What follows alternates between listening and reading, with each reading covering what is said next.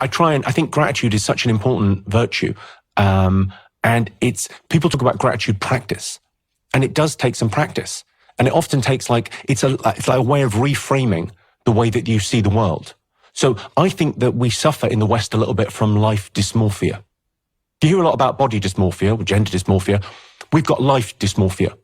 A lot of people think their life is terrible because there's kind of the hedonic treadmill. You get used to how great your life is. No one had a hot shower until 50 years ago.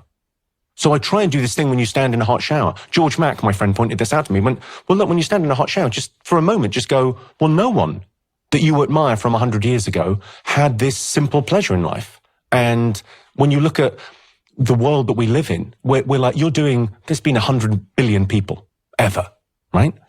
We are in the top percentile in terms of the luck that we have had. The lives, like the calorific intake that we just take for granted, the fact that our children don't die, in the first year, the modern medicine and our lives and the entertainment that we get. We're living like kings. And yet, life has never been objectively better and subjectively worse, because the nature of humanity is our desires are mimetic. So we've got this thing where we sort of, how happy are you? Well, it's your quality of life minus envy. That's how happy you are.